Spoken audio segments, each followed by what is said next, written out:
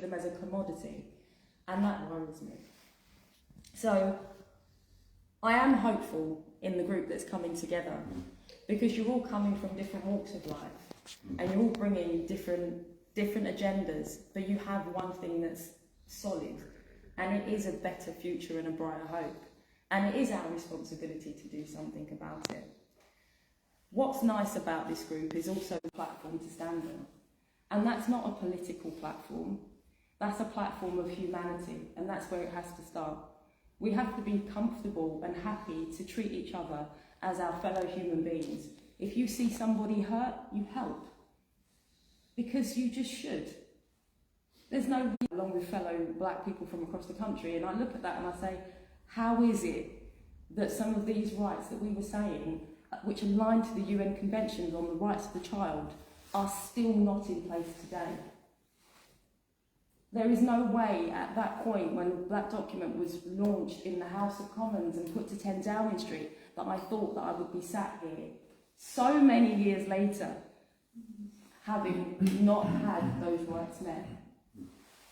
So if I feel like that, and I'm in my 40s now, and I wrote that when I was in my teens, how do the young people today feel? And I think we can't lose sight of that. We have to keep them front and centre, because if we aren't taking care of them as our future, they won't be taking care of us. So I want to leave on a happy...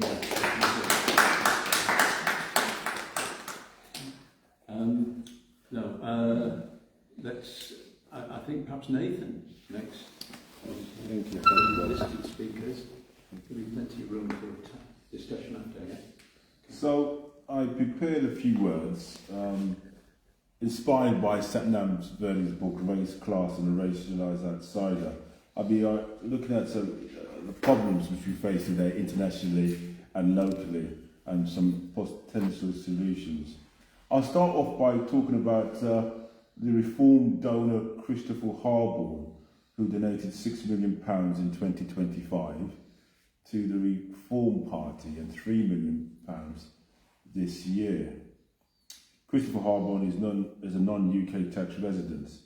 Christopher Harborne has previously donated to the Brexit Party. Brexit is, of course, an action that has led to Britain becoming poorer. The day after Brexit saw a huge reported rise in racism,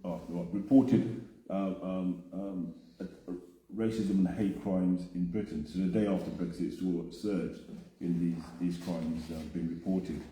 These hate crimes were targeted primarily at Britain's politically black citizens. When I refer to politically black, it's Satnam's, non-white, it's all inclusive, Chinese and Asian and what have you. These attacks was despite Nigel Farage saying that there could be a rising migration from non-European countries, non-EU countries.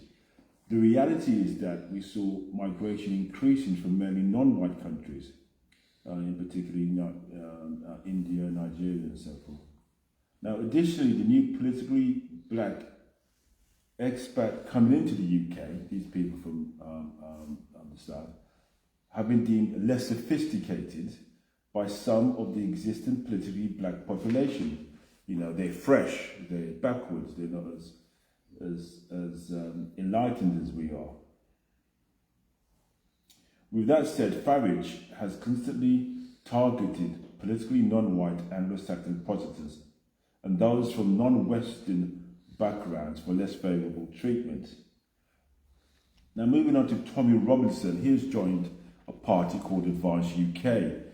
This party is led by Ben Habib, a man from a Pakistani background, who is the CEO of a UK tax resident company. Now, Ben Habib has been baptised as a Christian and has never been, he claims, never been a Muslim, always been, Advance UK has been accused of funding a far-right nationalist AI rapper by the name of Danny Bones. I'll say that again. Advance UK has been accused of funding a far-right nationalist AI rapper by the name of Danny Bones. I mean, I'm getting on, I couldn't believe when I read this. Whose videos target Muslims communities right? So you've got an AI rapper, far right attacking Muslim communities. Now, Hope Not Hate has stated that Advance UK appeals to dissatisfied members of right-wing political parties. Going across the pond, we have a chap called Elon Musk, who's said to be the world's richest man, and he's reported to support Advance UK. So they gave international funding, this party over here. Now, in a rally led by Tony Robertson, he said via video link, whether you choose violence or not, violence is coming to you. You will fight back or die. This was a rallying cry against the other. So Elon Musk has previously stated that he was born from he was from a British background, not born in Britain, he was from a British background. And at that rally, Tommy Robinson spoke against DEI, otherwise known in the UK as EDI. It was known in my workplace. And on a personal note, recently I was told by a colleague in my working day that the country was on its knees. This is the effect that these international far-right people have. I was told by this country is in the UK is on its knees, and we do not have money for DEI. And I thought to myself, why are you calling it DEI? It's known as EDI in this company, but you're calling it anyway. So, if you take a look back from 2017 to 2025, the number of US billionaires the United States rose by 50%. Now in the UK, we had 15 billionaires in 1990 and 165 billionaires in 2024, whilst the UK wealth distribution has dramatically decreased. A report by Oxfam International stated that billionaire wealth has increased by 8% globally since 2020, whilst a quarter of the population, or quarter of the world's population, does not have enough food to eat. Now, the super rich have been securing political power in order to change economics and societies. The surge in this wealth has coincided with the presidency of Donald Trump. His message, you can't get away from him, sorry, I had to mention it. His message is less tax for him and his billionaire friends equals good, and the foreigners are bad unless they are white South Africans who migrated into the United States. Now, billionaires control the media outlets such as the Washington Post and X. The year after Elon Musk bought Twitter and rebranded it X, hate speech rose by 50%. Coming back to this side of the water, you may have heard of Jim Ratcliffe, a UK billionaire, who claimed that the UK has been colonised. He said this whilst quoting inaccurate statistics on immigration. Jim Ratcliffe doesn't pay tax in the UK. In 2025, we saw 41,520 persons cross the English Channel from France by way of people traffickers. In 2022, legal migration to the UK was 764,000. During the 2010s, legal migration to the UK was approximately 250,000 per year. And these figures show that legal migration in the UK has approximately trebled since Brexit. The latest trend by the far right is to claim that if they were in power, they would do away with the European Convention on Human Rights. This is after the self-sabotage experiment to the UK economy, that who needs human rights? So an argument on the right has seen some political figures debate ethnic versus civic nationalism. Roughly speaking, civic nationalists claim that if you were here legally and conform by rejecting multiculturalism, you could have a go at belonging, irrespective of your grandparents' domicile. Now, the ethno-nationalists state that you must have both parents born in the UK to be British. By that logic, King Charles would face deportation. Deportation seems to be the preferred solution for non-Brits. However, we look at whiteness. King Charles is white. The king is white. So, vast waves of politicians have jumped on a race-baiting stance. We've had the Prime Minister of the UK, he's been criticised for his Nations of Strangers speech. That's seen as a naked attempt to outflank the politics of the right wing. They're trying to have a racist working class call to a bygone era. Racism is seen in some circles as cool Britannia, a rediscovering of white cultural supremacy. Now, the thing there is white equals working class and black then equals race. Do the two interact? Have we become deluded in seeing the two as separate? The nationalists seek to normalise their races along the political spectrum. Their aim is not to exist. As each political party champions nationalist aims, resulting in the champion of nationalism as the norm, and seen as the norm and as normal as seeking low inflation by each political party. So, can we blame all this on Barack Obama, the 2008 financial crisis, Brexit or COVID? The rich are getting richer, the mass and inequality of wealth and the necessary realignment or distribution of wealth, of the wealth of the rich in the West are encouraging the fear of the foreigner. So the rich, in order to hang on to their wealth, they're allowing us to look at the foreigner as the problem, or the general black, or the general other, which the general other also includes transgenders, you know? We can't forget the transgenders and the LGBTQI plus groups, those who may describe themselves as queer. The rich encourage the workers to vote for policies that are barred for their health. Going back across the pond, we'll do that a few times. The United States and Donald Trump's attacks on Obamacare and the proliferation of liberal gun laws lead to a lowering of life expectancy. Nationalists in this country wish to repeal the Human Rights Act and the Equality Act. I mean, we have to think about who they actually help, and why are they being attacked, and who does it benefit for attacking them? You know, an answer could be seen as the uber elite and the rich.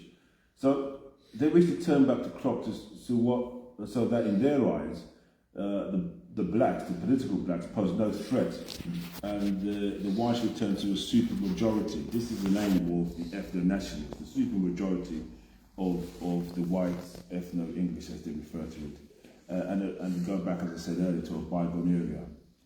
So what I'm suggesting is the billionaires are resorting to whiteness to fracture the working classes. And the working class movement, their calculation is that in order to avert our attention to their greed, they must misdirect our attention to the foreigner, the single mother, the disabled and the queer, which I touched on earlier. They have commandeered sections of the working class and have engineered the facade of the white working class male as being a flag bearer of discontent. This is a smokescreen. The politically black persons have been encouraged to be racist. The rise of the black races are, as I recall, the politically black person are encouraged to be racist, sexist and homophobic. They have en masse gone along with the idea that being woke is a pejorative. Modern times has seen the rise of the black racism target towards people from their own community that may be less fortunate or may have arrived in the country after a few decades later than them. Assimilation is the Islamophobia and the foreigner attracting maximum hatred. That's what we're seeing in the streets, unfortunately. With that said, we cannot discount the many guises of Jew hatred, which is not being helped by the mislabeling of anti-Semitism and the ongoing suspicion of the Slav, Eastern European, and people from that part of the world. We must fight within our own communities against racism. So, going back in time, so Francis Galton, cousin to Sir Charles Darwin, referred to the Cockney race as a racial type and a species of the working class. This concept led to the theories of eugenics and a suggestion of a selective breeding leading to division and eventual elimination of sections of the working class. A way forward is to recognise and highlight the origins of division within the working classes. What I'm trying to say there is that the elite at that time, before we had this proliferation of colour racism and the look at the political black weren't in focus, it was actually class was seen as a race. And in that, there's a suggestion that they interact. So a way forward is to highlight the origin of division within the working classes. The task at hand is to unite the workers and the working classes. We must demand a redistribution of wealth and policies designed to stem wealth flowing from the state and the workers towards the uber elites. The attack on the workers is complete. I was telling Bob earlier, when part of the problem with the working class is to tell them, first of all, that there is a working class, and secondly, there is a fight, and thirdly, we're losing the fight. Right. The attack on the workers, and the work is now tasked. The work is now tasked with not punching down and blaming those less fortunate. To effect a change to our existence, we must look at those at the pinnacle of financial power. As the world becomes a smaller place due to technology, we must be prepared for the ruling classes to do here what has been done in the colonies. So the problem is not the foreigner, but the billionaire. I ask you, the converted, to find a way to preach unity to those less enlightened. The answer is to organise in the workplaces and places where the working classes congregate. Come on, you hoes. As a joke. We and the workers at large must resist the lazy racist tropes, such as referring to people as gammon. I can't stand that. I mean, you're fighting racists, you refer to white, particularly white men as gammon, or white people as gammon. I mean, this is wrong. I hate to stand them, I hate to pontificate. Anyway, we need to unite the left. We need to unite the left with policies and ideas designed to bring forward more equitable societies, and in doing so, we not forget who we are and what we stand for. Thank you for listening. Wow.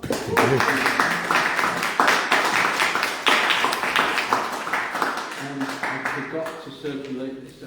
Could we just put this round and put people's names and contact details on it so that we've got a way of contacting everybody here? Very good.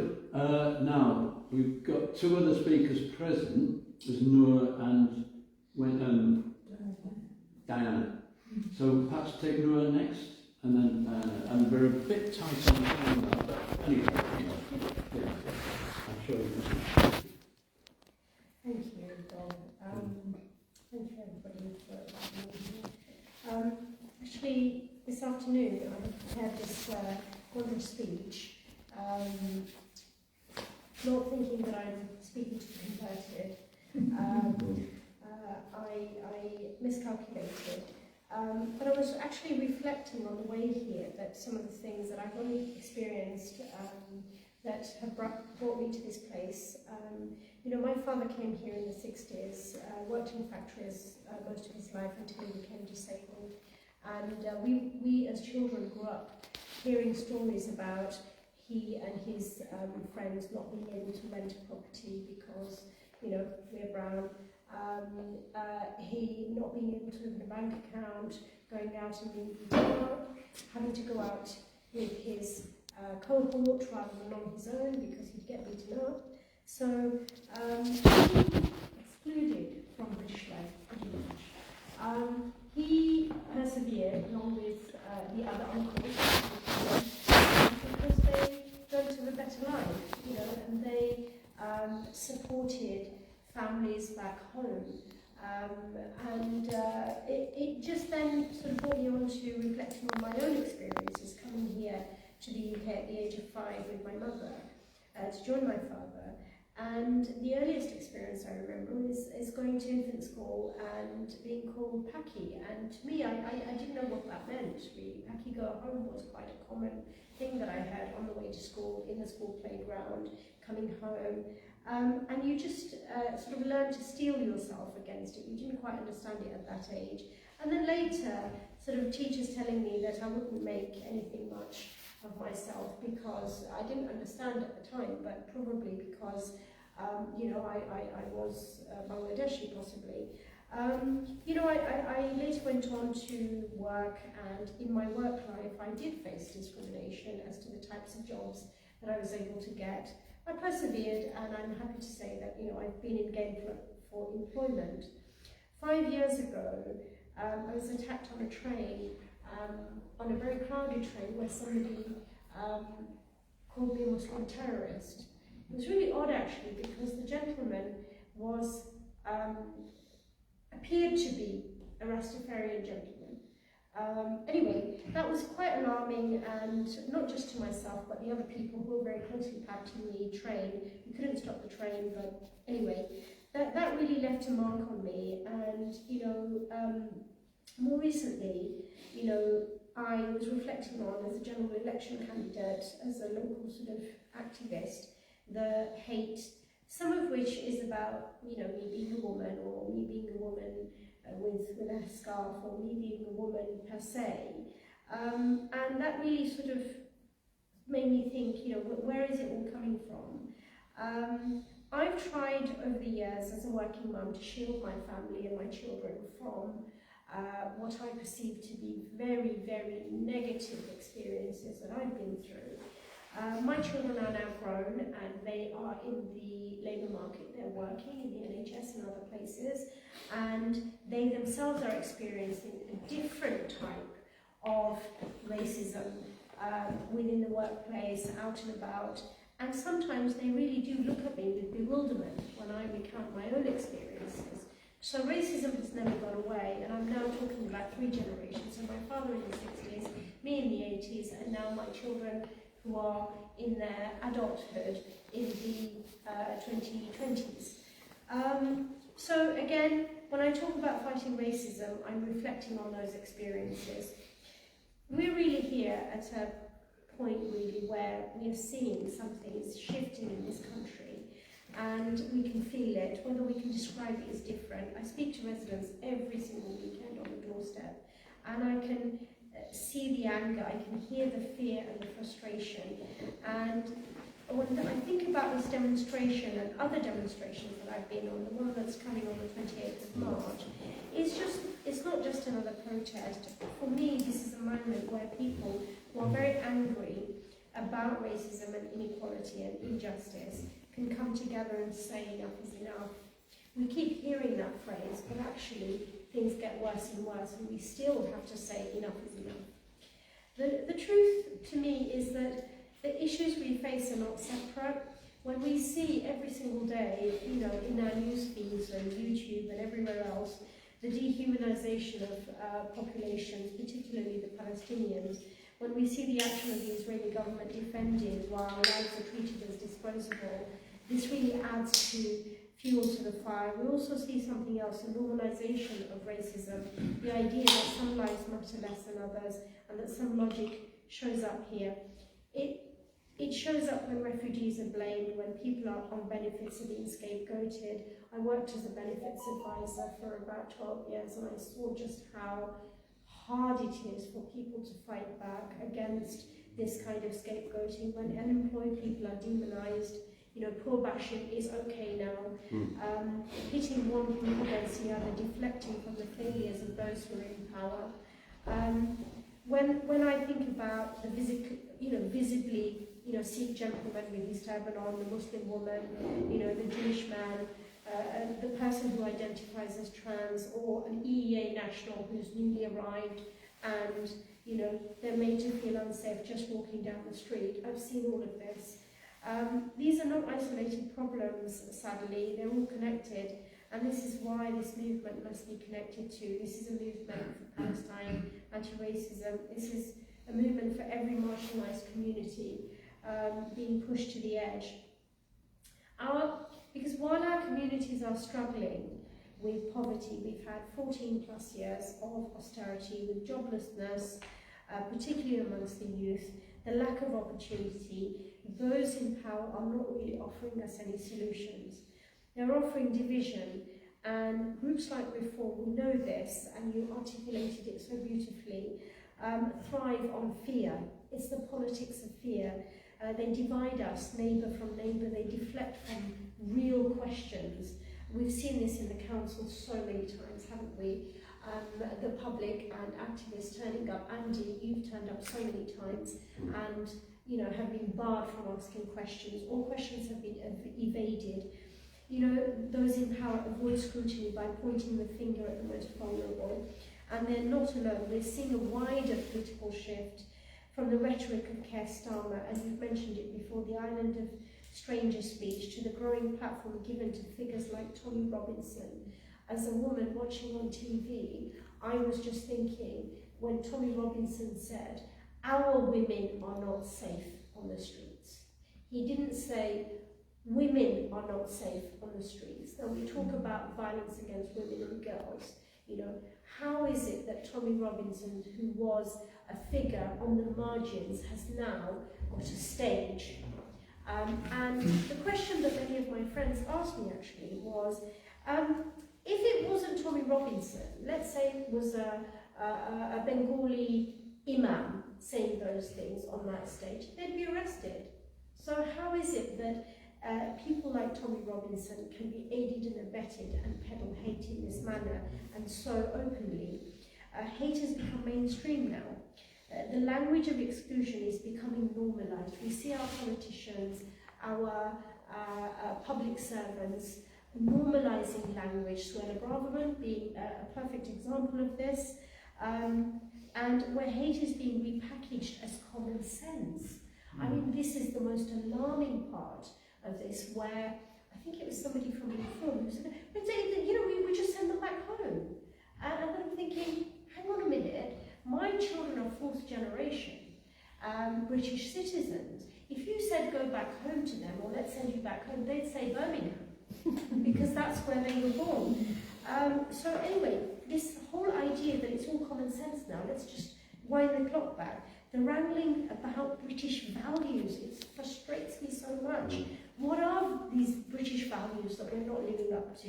You know, what does it mean to assimilate or not assimilate? You know, what about diversity? Multiculturalism was great, then it's not great. Now it's a dirty word. You know, the media is helping to reinforce all these stereotypes. The one that really gets my goat, and some of my friends and my relatives, is about Pakistani men and sex offences.